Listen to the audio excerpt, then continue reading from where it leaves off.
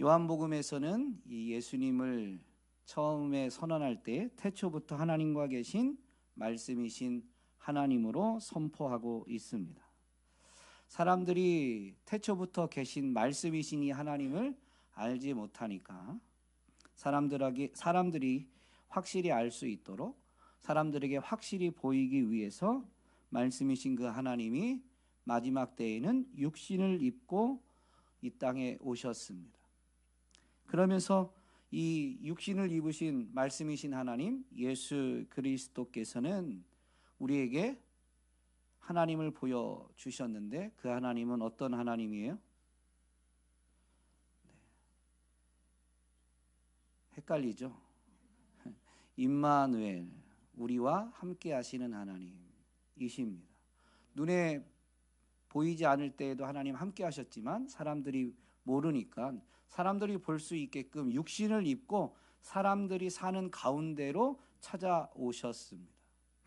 그러면서 사람들에게 임마누엘의 하나님이심을 보이셨을 뿐만 아니라 보이지 않는 하나님의 영광을 볼 수 있게 해 주신 거죠. 이제 육신을 입으신 그 하나님 바로 예수 그리스도에 대해서 세례 요한이 증거하는 내용을 통해 오늘 우리는 예수 그리스도에 대해서 더욱 깊이 알게 되기를 주님의 이름으로 축복합니다. 그리고 세례 요한이 예수 그리스도를 증언한 것처럼 오늘 저와 여러분도 예수 그리스도를 증언하게 되기를 주님의 이름으로 부탁드립니다. 세례 요한이 예수님의 길을 준비하면서 이제 회개하라고 선포했는데 예수님이 자기 앞에 오실 때에 이렇게 증거하고 선포했죠. 29절 오늘 우리가 읽은 말씀인데 세상 죄를 지고 가는 하나님의 어린 양이다. 이때 이 세상 죄를 지고 가다라는 이 단어, 지고 가는이라는 단어는 헬라어 아이론인데요. 이 아이론이라는 단어는 가지고 가다, 가져다 버리다, 제거하다라는 의미를 가진 동사 아이로의 현재 분사형입니다. 헬라어 문법에는 영어와 유사하긴 하지만 영어하고 다른데요. 현재 진행형이 없어요. 현재 분사가 현재 진행형의 의미까지 나타냅니다. 그러므로 예수님이 세상 죄를 지고 가는 하나님의 어린 양이다라는 이 표현은 헬라어의 이 의미와 그리고 문법을 생각해서 되새겨 보면 예수님이 육신을 입었을 때만 세상 죄를 짊어지고 가신 게 아니라요. 그 사건은 단회적이겠지만 그 사건을 통해서 이루시는 효력은 영원한 겁니다. 여전히 계속적으로 우리의 죄를 가져가셔서 제거하고 계신 겁니다. 그래서 이브리서 기자는 예수 그리스도에 대해서 증언하면서 이렇게 가르쳐 주죠. 9장 12절 말씀인데요. 그리스도께서는 염소와 송아지의 피로 하지 아니하고 오직 자기의 피로 영원한 속죄를 이루사 단번에 성소에 들어가셨느니라. 사람들의 죄를 짊어지고 그 죄를 사하시는 사건 자체는 단회적 사건이지만 그분은 육신을 입고 이 땅에 오시기 전에도 존재하셨던 영원하신 하나님이시다 보니까 그분이 행하신 그 사건으로 인한 효력은 영원한 것이죠. 그래서 그분의 속죄 사역은 단회적이지만 속죄의 효력은 영원한 속죄인 것입니다. 그런데 그분이 지금도 하나님 보좌 우편에 앉으셔서 우리를 위해 중보하고 계신데 그 중보 사역에 우리의 죄를 가져가시고 용서해 주시는, 제거해 주시는 사역이 여전히 계속되고 있는 겁니다. 그래서 예수 그리스도를 믿는다라는 것은 과거에 예수님을 영접한 것으로 끝나는 게 아니라요. 예수님을 영접하고도 우리가 죄를 져야 안 져요? 짓고 있잖아요. 다 점잖은 척 앉아 계신데 다 짓고 있어요. 생각에서 행동으로까지는 뭐 그렇게 안 할지 모르지만 하나님은 중심, 마음, 생각까지 다 살피시는데 우리의 생각에서는 얼마나 이 죄악들이 더러운 것들이 솟아납니까? 그런데 그게 말로 뱉어지는 경우도 얼마나 많고요. 이런 죄를 우리가 계속 짓고 있는데 그 죄를 지을 때마다 예수님이 우리의 죄를 짊어지시는 거예요. 가져가셔서 제거해 주시는 거죠. 그래서 오늘도 우리가 하나님의 은혜의 보좌 앞에 담대히 나올 수 있는 겁니다. 예배당에 왔지만 예배당에 온 게 중요한 게 아니죠. 이 자리에 온 것보다 훨씬 더 중요한 게 뭐냐면 우리가 하나님 앞에 있다라는 겁니다. 근데 우리가 하나님 앞에 있을 수 있는 이유가 예수님이 지금도 우리의 죄를 지고 가시기 때문에, 가져가셔서 제거해 주시기 때문인 거죠. 그분을 세상 죄를 지고 가는 하나님의 어린 양이라고 했는데요, 유대인들이 처음에 이 선포를 먼저 들었습니다.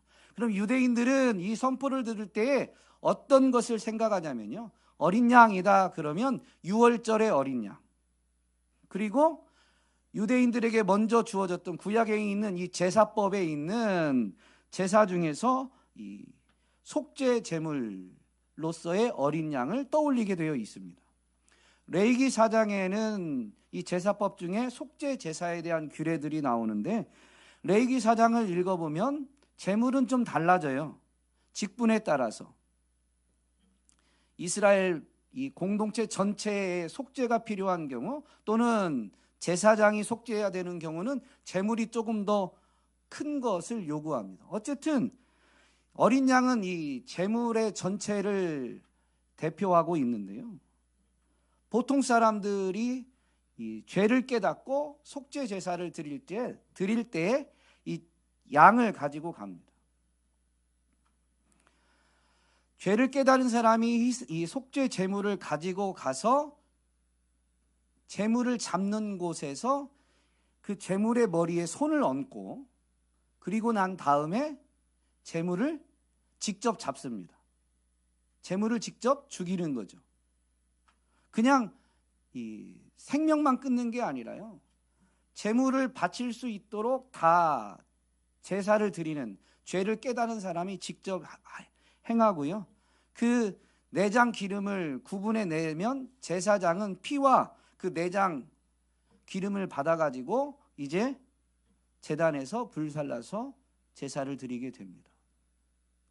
여러분, 이 제사법에서 보여주는 제물에 손을 얹는 행위는 뭐냐면요, 죄를 깨달은 사람의 죄를 제물에게 전가하는 의식 행위입니다. 죄의 결과가 뭐예요? 죄의 대가가 사망, 죽음이에요. 죄를 깨달으면, 그러면 내가 죄를 졌다, 내가 죄인이구나 깨달았으면 본래 누가 죽어야 되는 거예요? 내가 죽어야 되는데, 구약에서는 이것을 대속할 수 있도록 제사법을 임시적이지만 준 거죠. 그래서 죄물에게 나의 죄를, 깨달은 죄를 전가하는 거예요. 그리고 자기가 죽어야 되는데 제사를 드린 사람이 직접 제물을 잡는 거죠. 그러면 제물을 잡으면서 뭐를 느낄까요? 두 가지를 느낍니다. 죄를 지으면 이렇게 죽어야 하는구나. 또 하나는 내가 죄를 졌으니까 원래는 내가 죽어야 되는데 제물에게 죄를 전가해서 제물이 대신 죽으니 참 다행이구나, 은혜구나. 제사법을 통해서 하나님의 은혜를 아는 거예요. 그런데 그 제물로서 영원한 속죄를 이루신 분이 바로 예수 그리스도이시다라는 것입니다. 오늘날은 예수 그리스도의 머리에 손을 얹진 않지만, 오늘 우리는 2000년 전에 이루어진 사건이지만 그 영원한 효력을 어떻게 받냐면 믿음으로 받습니다. 그것은 우리가 믿음으로 우리의 죄를 예수 그리스도께 전가하고 예수 그리스도의 죽음으로 말미암아 우리의 죄가 제거되어졌다는 거예요. 여러분, 예수 그리스도를 바라보면서 예수 그리스도가 세상 죄를 지고 가는, 나의 죄를 지고 가는 분이구나 라고 할 때요, 이 부분을 잊지 말아야 돼요. 내가 죽어야 되는데 예수님이 대신 죽으셨구나. 그리고 그 속죄 사역을 2000년 전에 한 번 행하셨지만 속죄의 효력이 지금도 우리에게 적용되어지죠. 여전히 죄를 짓고 있을 때요, 우리는 두려워할 줄 알아야 돼요. 내가 죽어야 되는데 예수님이 대신 죽으셨구나. 그러면서 예수님의 대속적 죽음 때문에 또한 감사할 수 있어야 되는 겁니다. 예수님이 세상 죄를 지고 가는 하나님의 어린 양이다라고 할 때요, 이 어린 양, 속죄 제물로서의 어린 양은 대신 죽으신 것만이 전부가 아닙니다. 더 풍성한 의미를 이사야 선지자가 고난받는 하나님의 종에 대한 예언의 말씀을 통해서 가르쳐 주었는데요, 이사야서 53장 4절로 7절 말씀에 보면, 그는 실로 우리가 받아야 할 고통을 대신 받고 우리가 겪어야 할 슬픔을 대신 겪었다. 그가 찔린 것은 우리의 허물 때문이고 그가 상처를 받은 것은 우리의 악함 때문이다. 그가 징계를 받음으로써 우리가 평화를 누리고 그가 매를 맞음으로써 우리의 병이 나았다. 주님께서 우리 모두의 죄악을 그에게 지우셨다. 그는 굴욕을 당하고 고문을 당하였으나 아무 말도 하지 않았다. 마치 도살장으로 끌려가는 어린 양처럼, 마치 털 깎는 사람 앞에서 잠잠한 암양처럼 끌려가기만 할 뿐 아무 말도 하지 않았다. 예수님의 십자가의 길, 이 재판받고 처형당하시는 현장을 보면 예수님은 죄가 없는다라는 것을 재판관이었던 빌라도도 알고 사람들이 알아요. 그런데도 불구하고 그 재판의 현장에서 예수님은 자신을 변호할 수 있는 때에는 침묵하셨습니다. 그리고 예수님을 모함하려는 사람들은 예수님이 신성모독죄를 졌다라고 하면서 십자가 처형을 하려고 했거든요.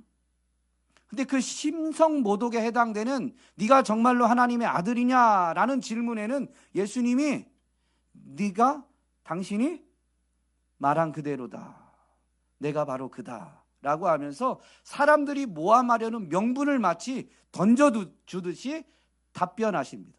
침묵하셨던 그분이 왜 그때만 말씀하셨느냐? 십자가의 길로 묵묵히 걸어가시는 것이었습니다. 변호할 수 있는데 변호하지 않은 그 모습, 도살장에 끌려가는 양처럼 아무 말도 변명도 하지 않으신 겁니다.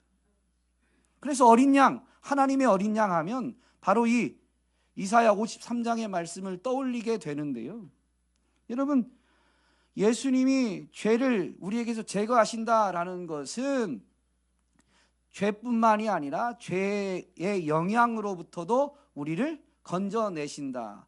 죄의 영향을 대신 다 짊어지심으로 우리를 죄의 모든 영향에서 해방시키셨다라는 것을 분명히 가르쳐 줍니다. 그분이 매를 맞음으로, 그분이 대신 죽음으로 우리는 하나님과 평화를 누리고, 또 유대인과 이방인이 예수 그리스도의 십자가로 화평을 이루듯 사람과도 평화를 이룰 수 있게 된 겁니다. 우리의 의지로 그렇게 해야 된다는 게 아니라 하나님과의 평화를 이루어 주신 예수 그리스도의 은혜를 알면 하나님이 여전히 사랑하는 그 옆사람 누군가를 내가 계속 미워할 수가 없는 거죠. 내 감정에서는 미움이 쏟아져 나지만 내 머리로는 하나님의 사랑과 은혜를 깨달았다면 감정대로 행할 수가 없어요. 감정까지 컨트롤이 되진 않지만 감정대로 행할 수가 없는 거죠.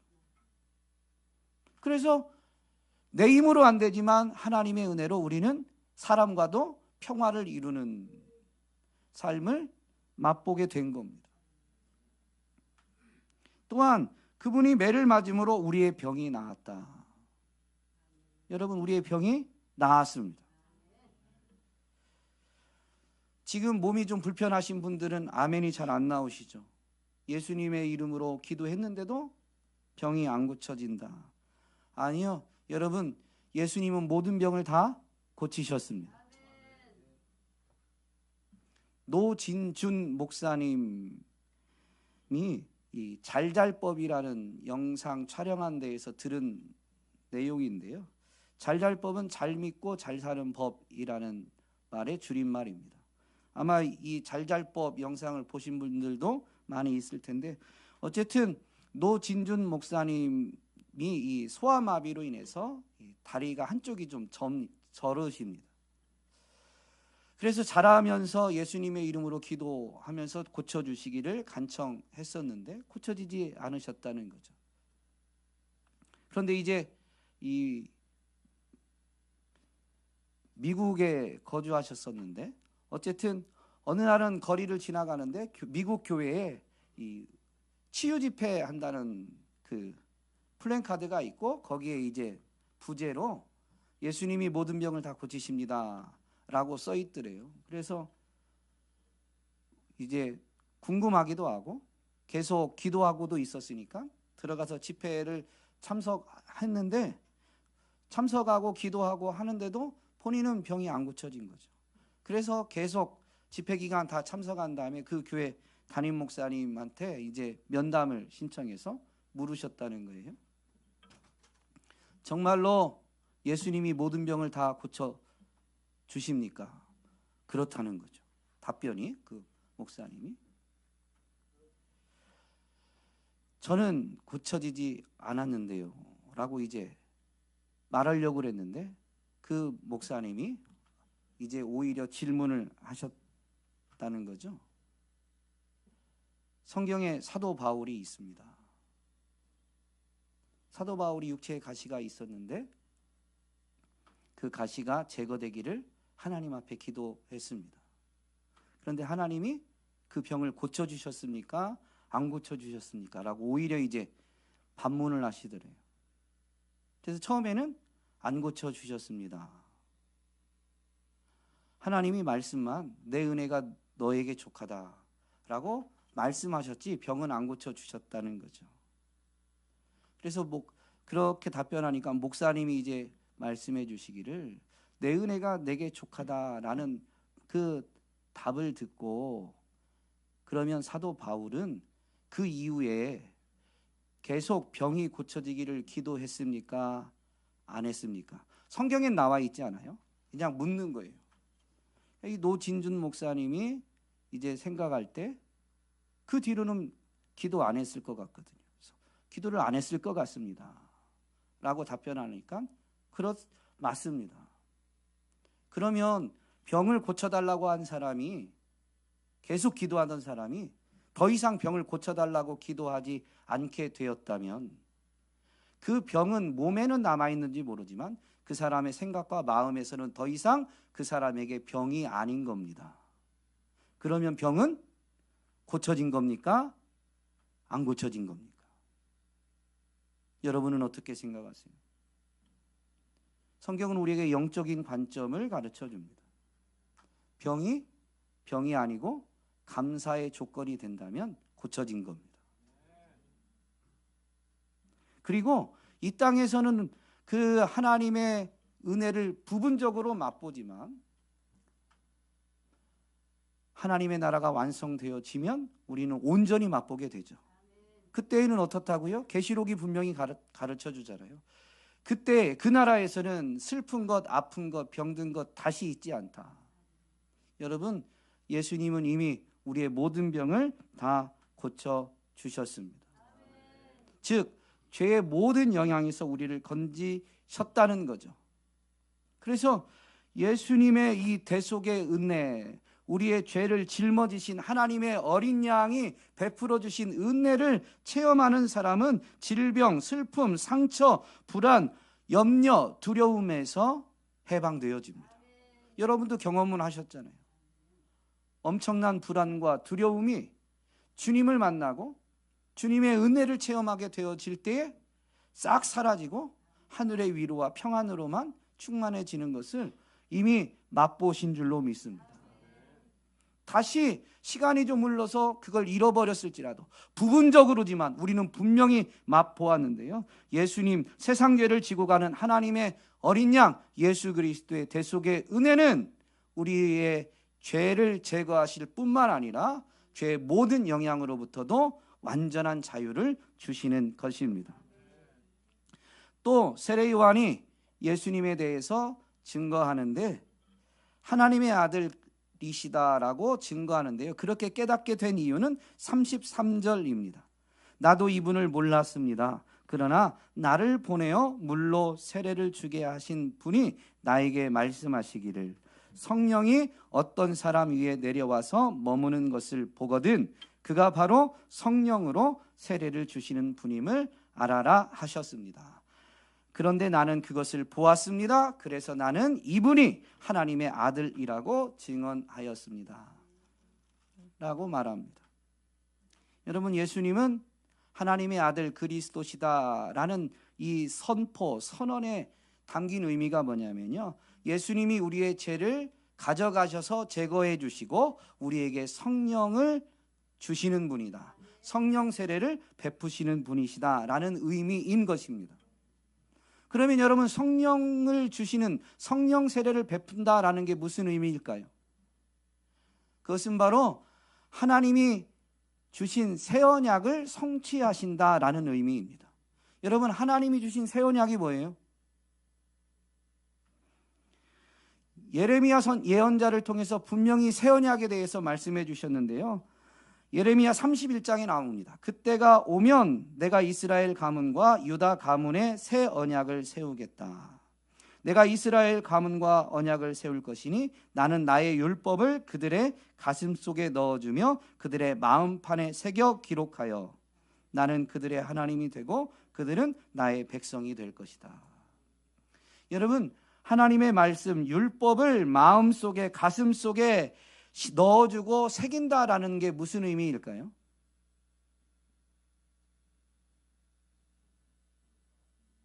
말씀을 저버리지 않고 말씀대로 살아간다라는 의미입니다. 그러면 이것을 어떻게 하나님은 이루실까요? 에스겔 예언자를 통해서도 이미 밝혀주셨어요. 에스겔서 36장에 하나님이 예언자를 통해 이렇게 말씀하십니다. 너희에게 새로운 마음을 주고 너희 속에 새로운 영을 넣어주며 너희 몸에서 돌같이 굳은 마음을 없애고 살갗처럼 부드러운 마음을 주며 너희 속에 내 영을 두어 너희가 나의 모든 율례대로 행동하게 하겠다. 그러면 너희가 내 모든 규례를 지키고 실천할 것이다. 그때에는 내가 너희 조상에게 준 땅에서 너희가 살아서 너희는 내 백성이 되고 나는 너희의 하나님이 될 것이다. 여러분, 교회 왔다고, 예배당에 있다고 해서 하나님이 나의 하나님이 되는 게 아니라요,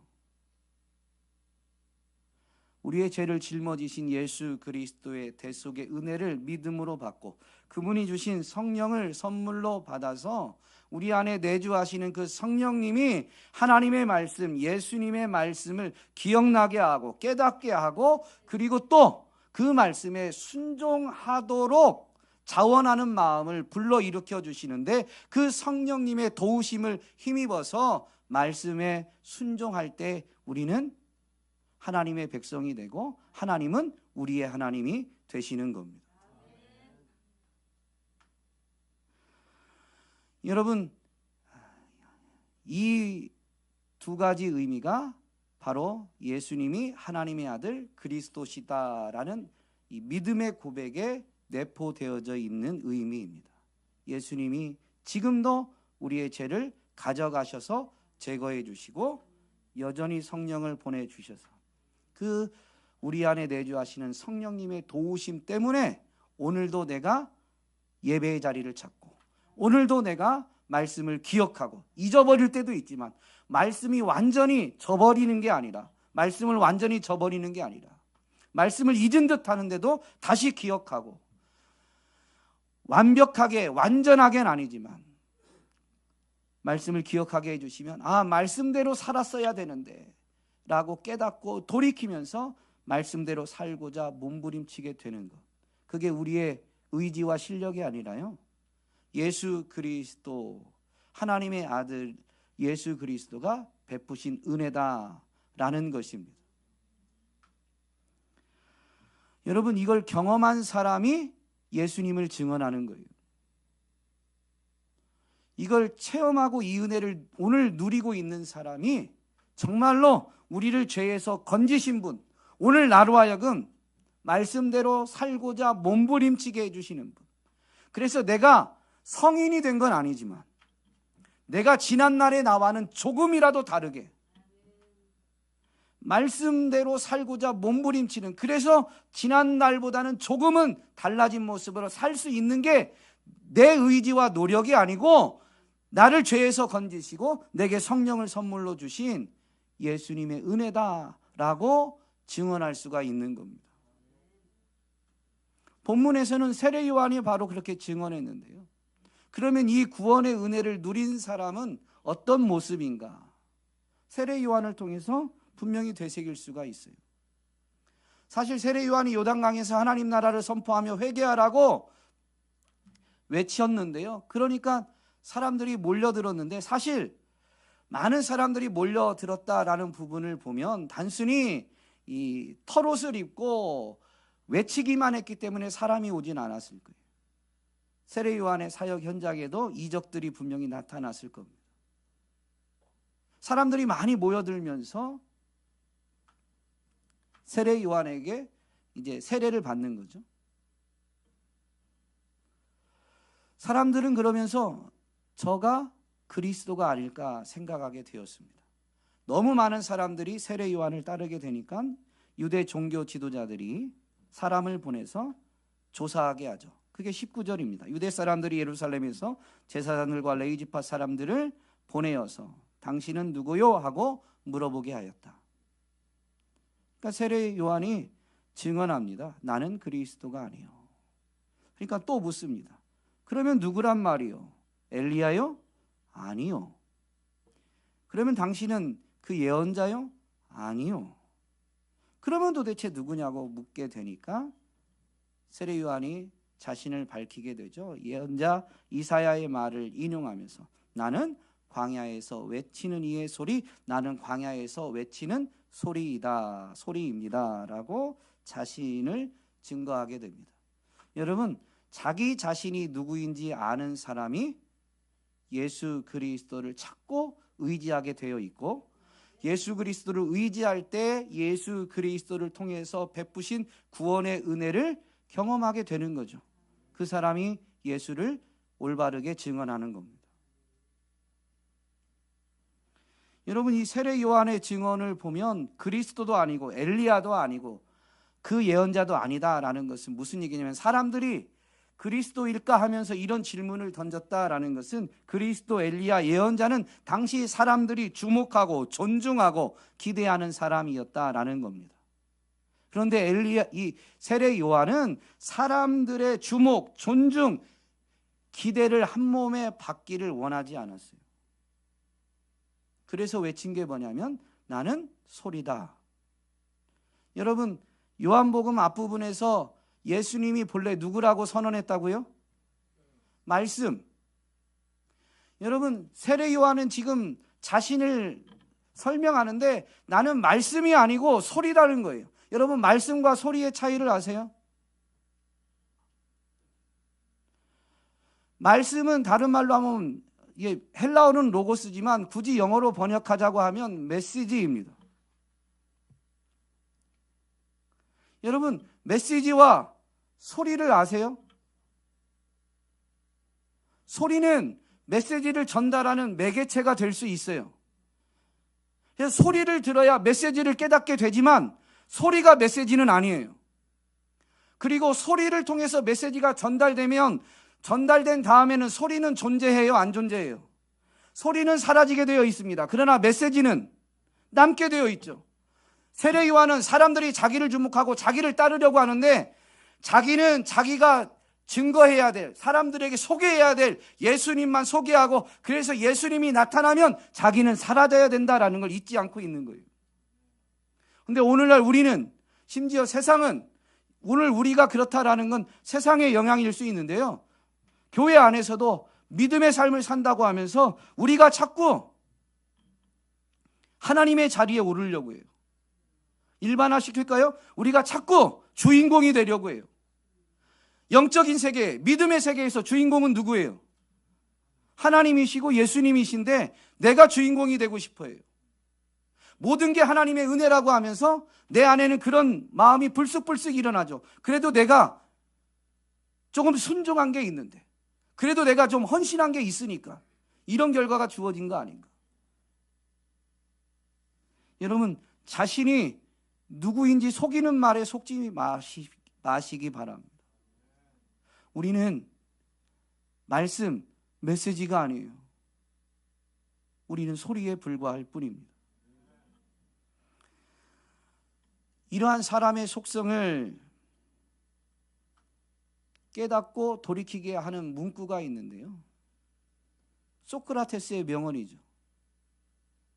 너 자신을 알라. 그런데 이건 소크라테스가 처음 한 말이 아닙니다. 소크라테스의 말로 오늘날 많이 알려져 있지만 이 말은 본래 그리스의 델포이 신전 내부 기둥에 새겨져 있는 글귀입니다. 여러분, 비록 이방 신전, 즉 우상의 신전이긴 하지만 사람들이 신전을 찾아오는 이유는 뭐예요? 신을 만나기 위해서이죠. 가장 단편적으로. 신을 만나기 위해서. 그 신의 음성을 듣기 위해서. 신의 축복을 받기 위해서입니다. 그런데 그 신전 내 사람들이 신을 만나기 위해서, 신의 음성을 듣기 위해서 오는 그 신전에 너 자신을 알라 라는 글귀가 있다라는 건 매우 의미심장한 겁니다. 에릭 호퍼는 영혼의 연금술이라는 책에서 이런 말을 했습니다. 오로지 신만이 자신에게 만족하며 나는 나인이라 라고 선포할 수 있다. 신과 달리 인간은 자신과 다른 나가 되기 위해 온 힘을 다해 노력한다. 인간은 끊임없이 저는 본래 이렇지 않습니다 라고 선언한다. 그러니까 사람은 사실 자신의 실상을 자신이 보고 나서는요, 그걸 부정하려고 해요. 지금의 이 모습이 내가 아니라 나는 더 나은 사람이다 라고 생각하고 그렇게 알리려 하고 그걸 위해 몸부림친다라는 거죠. 오늘 우리는 어떻습니까? 우리 자신의 실상을 분명히 알고 인정하고 있습니까? 그래야 우리는 주님을 찾고 의지하게 되는 거예요.